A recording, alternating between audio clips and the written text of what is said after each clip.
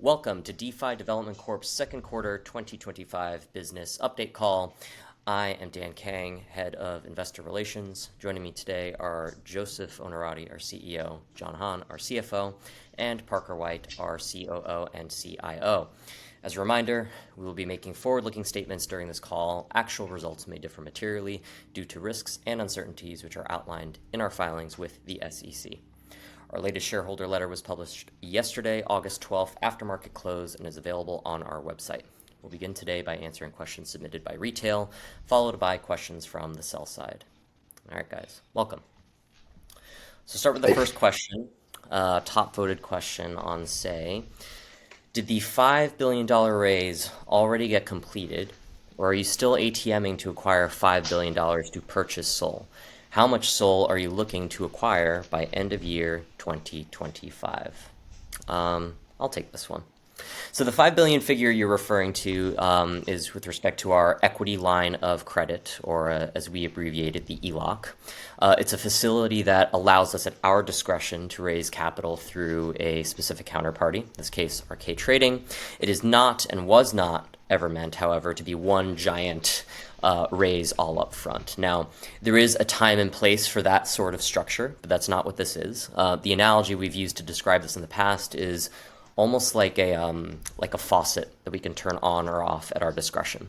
And we would urge shareholders to read the terms of this deal relative to other similar structures in market, because while it's not as cost efficient as an ATM, we really feel great about this being one of the more competitive ways to raise capital, especially relative to other ELOCs in market that are quite a bit more expensive, from the standpoint of the discount to the share price in which the issuance occurs. So hopefully that gives a little bit of color on the $5 billion facility. In terms of how much SOL we're looking to acquire by end of year 2025, we've not given an absolute, call it like forward-looking figure on SOL for calendar year, or even for June 2026. We've given a SOL per share guidance of 0.165, which we're reaffirming today.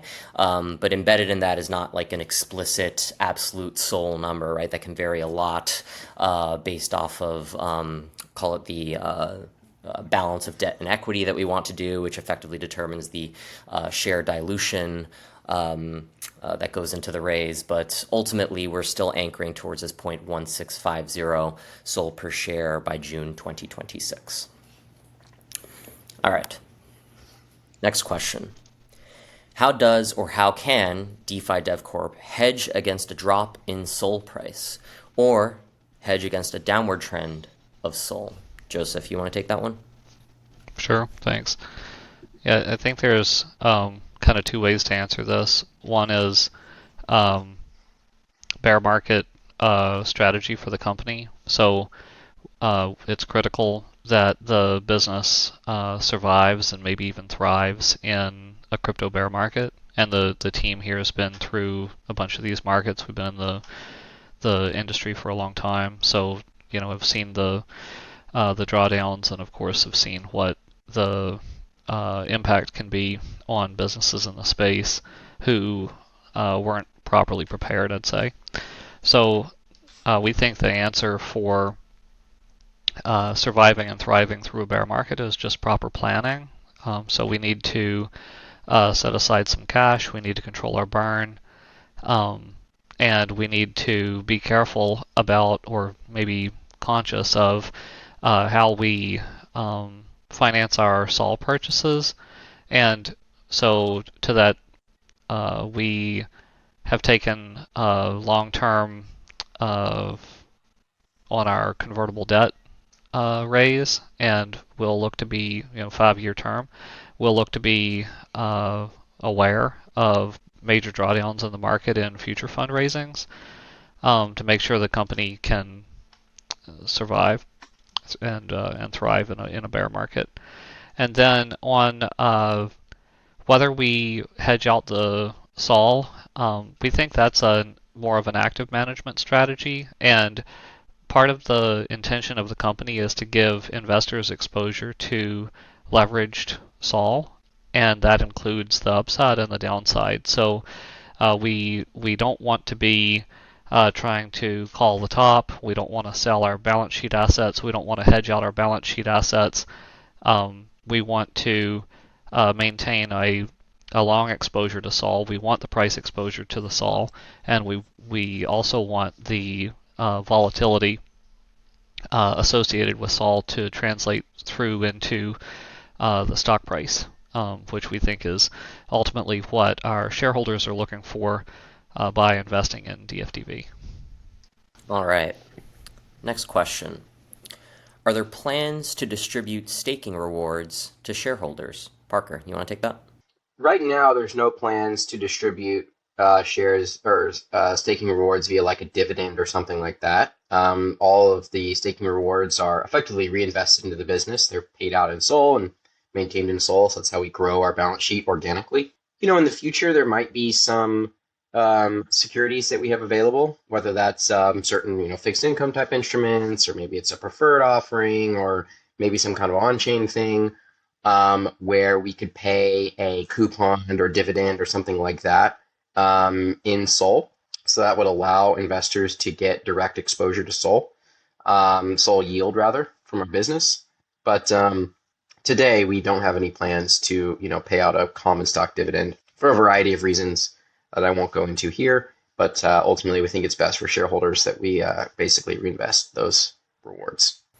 Next question. What is the next goal, financial and or growth-wise? John, you want to take that one? So in terms of, well, we can break it down into a few ways.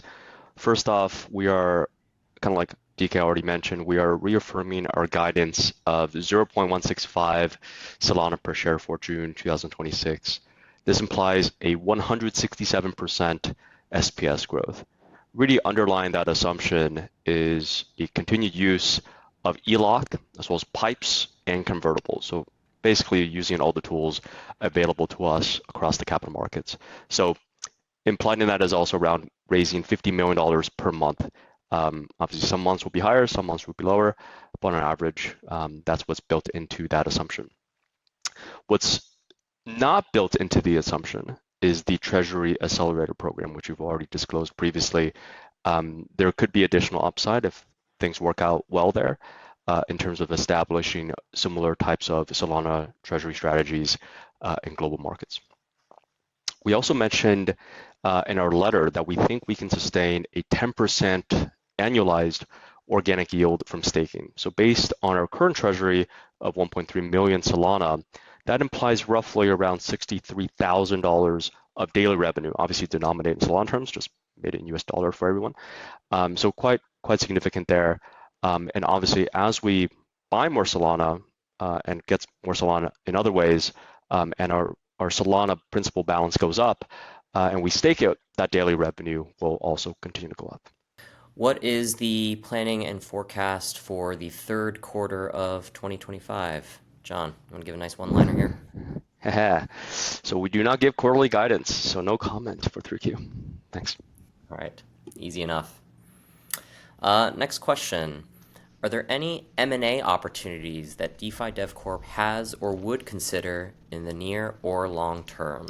Joseph, you want to take that? Yeah, sure. So high level, I guess, where we might look at an acquisition.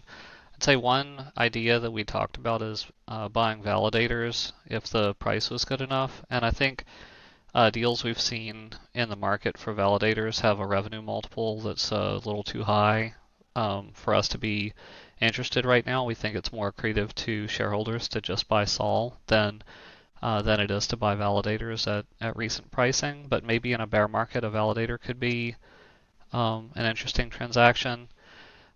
We would opportunistically look at other treasury companies as well if the NAV multiple is low enough. Maybe there's one or two where the market undervalues or not undervalues, but values them at a below NAV, maybe because of the management team, say. And then a transaction could be interesting there, but we don't have any current plans for that. We could also consider investing in other Solana native businesses, but it's not a core focus for us. But we've talked about a few of those ideas before. And then As we mentioned earlier on the Solana Treasury Accelerator program, some of those transactions might be structured where DFDV has to take a meaningful equity stake or could take a meaningful equity stake in a foreign publicly listed company. And then the longer term plan would be for us to transition that entity over to a local management team with a local board, potentially. So we could see that as a form of M&A, but it's not, part of the long-term strategy isn't to kind of own these other companies. It's to facilitate the creation of other Solana Treasury vehicles in other geographies. All right, thanks, Joseph. Next question from retail, and then we'll take a few sell-side questions. Fire Dancer is upcoming. Are you working to support it? And what do you think the immediate and long-term benefits will be to the Solana network, if any? Parker, you want to take that? So yeah, on testnet, we run Frankendancer, or have run Frankendancer in the past. And we'll continue to kind of experiment and play around there, help support the network as they kind of roll that out. So on mainnet, we are not running any Fire Dancer validators today. We might start doing that in the future as adoption grows, or if there's a compelling need for other, more validators to switch over. I think ultimately long term, what the community wants to see is multiple clients being run simultaneously. So if the entire network just all switches over to Fire Dancer and right away, then that kind of actually defeats the purpose in some ways. What you actually want is some of the network running Fire Dancer, some of the network running the existing Anza, and hopefully a third or fourth client develops as well. So we certainly want to be helping the network and helping push the network forward, but we're not going to jump full head first into Fire Dancer and kind of jettison what we've been doing in the past. In terms of what this is going to do for the network, obviously super exciting.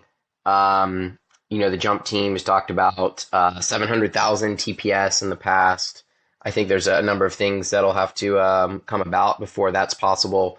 But, this is part of the push towards, just scaling the throughput of the system. How can we make Solana truly a competitor to the NASDAQ, a competitor to centralized exchanges, a competitor to all of these super low latency, high throughput systems around the world.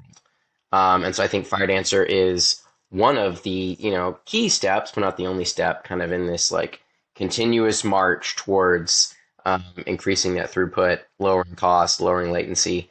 So we're certainly excited for it and going to be supporting it. All right, thanks, Parker. We'll take these next few questions from folks over at Cantor Fitzgerald. So, first one. In the recent convertible raise, a significant portion of the proceeds is being allocated to fund a prepaid forward share repurchase. As we think about future potential convertible note offerings, should we expect that a similar proportion of proceeds would be needed to cover a prepaid forward, or could that burden decrease over time as the program matures and existing hedges are in place? Parker, you want to take that? I think over time, if and when we do more convertibles, I think the idea would be to reduce the amount of the prepaid forward. Now, we certainly want to maintain that option. It's an interesting component and can reduce some of the sell pressure on the stock. Typically, when a convert comes out, all the convert investors rush to hedge the position, and so that can create some downward pressure on the stock. So the prepaid forward counteracts that. But our borrow has come way in. So I think borrow rates now are in the 10 to 15% range, which is, it's not amazing. Well, sorry, it's not zero. It's not like a MicroStrategy level, but it's certainly far better than it was when we did this deal. I think it was like at 200% when we did the convert there. And so, the idea would be that over time, there's less of a need to use the prepaid forward from a structural lack of borrow perspective, but we still might use it as a tool to reduce some of the sell pressure on the stock. All right, thanks, Parker. Sure. Next one, also from Cantor. Michael Saylor and MicroStrategy have been very active in the preferred market and announced plans in its recent quarterly earnings presentation to retire their outstanding convertible debt. Does DFDV have interest in raising capital in the preferred market? Joseph, you want to take that? Sure. Yeah, we think we pay a lot of attention to the MicroStrategy preferreds, and we think there's room for more innovation, I would say, in the crypto treasury vehicle preferred market. And I'm excited to see how that unfolds with MicroStrategy and hopefully with other vehicles moving into preferred offerings. We don't have anything specific to comment on at this time related to preferred offerings for DFDV, but clearly MicroStrategy's seen significant demand and notably retail demand as well, which we think is very interesting. I will say that of course, for them, and it would be for us, I think a great path to SOL per share growth, given that on the issuance of a preferred, there is no dilution to the common. So the fundraise is purely accretive on a SOL per share basis. All right. Next question. You recently provided Solana per share guidance, which is relatively uncommon given the volatility of crypto assets. What gave you the confidence to issue that guidance at this stage, and how should investors interpret it in terms of your visibility into future Solana acquisitions, staking yields, and price assumptions? I'll take that one, guys. So, with the guidance figures that we disclosed initially on July 14th and that we're reaffirming today, I think one of the points we'd make was we had really anchored the underlying assumptions to our trading volume relative to our market cap. That liquidity and volatility is really important with respect to, let's say, our ability to run our equity line of credit, for example. But in addition to that, we also anchored to MicroStrategy's fundraise cadences relative to its market cap. So we tried to look at very, I'm going to say, objective, quantifiable benchmarks rather than something, I'm going to say, a bit more subjective, like trying to forecast what MNAV might be over the course of the next 6 to 12 months. Now, we don't have a crystal ball on SOL price, right? We've stated that we're trying to acquire SOL as quickly as possible, but we do feel really good about our organic growth trajectory, right? We have guided to 10% annualized organic yield for the remainder of the year. We also feel really good that SOL per share continues to be the right North Star to anchor to, obviously because the whole point of a crypto treasury vehicle is to provide enhanced crypto exposure, in our case, enhanced SOL exposure, and SOL per share is the best proxy of that. So I'd encourage anyone who hasn't read the blog post that went along with our initial guidance issuance to please go ahead and read it. I think there's some interesting color and specific quantification in there that'll be helpful to sort of think about the cadence of future capital raises. And I'll emphasize what John mentioned earlier in the call, which is in addition to reaffirming our guidance today, one of the underlying assumptions that isn't baked into guidance is any benefit from the Treasury Accelerator program. So just something to keep in mind. Last couple questions here. Given your current pace of capital deployment, how quickly do you anticipate drawing down the equity line of credit, and what factors will drive its usage? Parker? It's kind of, as DK mentioned, it is an opportunistic thing here for us. So we don't really candidly have a formula in place where we're like, hey, we're executing it, this percentage of volume every day, or this percentage of market cap, or, some kind of target or forecast. We really kind of want to be in tune with what's going on in the market and optimizing when we raise that capital to maximize SOL per share growth without just, obliterating the market. So it's absolutely something that we are kind of taking on a bit of a day-by-day, week-by-week basis. We've also got One of our engineers in-house is a PhD in stats, and so we've been doing a number of kind of almost A/B tests on looking at the impact on the market to determine how much we can run the ELOC and what the impact of the market might be for a given amount, and even on a given day. Certain days have some seasonality to it. Certain days we can have a greater impact with the same percentage of volume or same number of shares than other days. So something that we're kind of actively looking at and working through. Unfortunately, I don't have a more concrete answer than that, but we put our heads together and make a decision each day, each week. All right. Last question, guys. What do you think remains misunderstood about your business?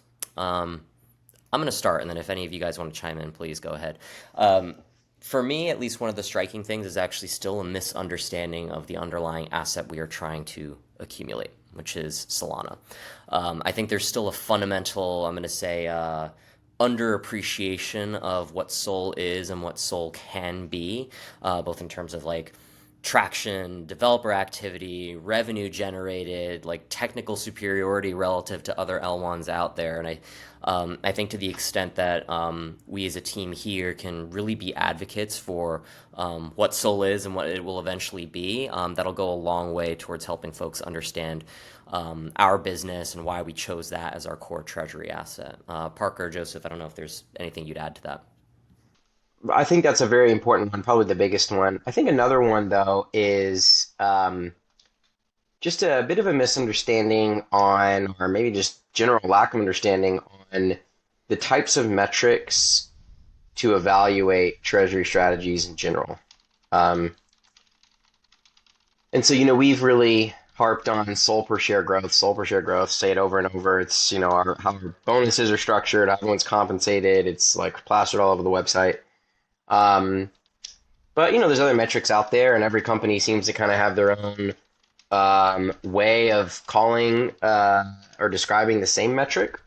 And then they have different metrics and different focuses. So some seem to be focused more on just raw number of accumulation. How many units of the underlying can they get, regardless of if it's accretive to shareholders or not.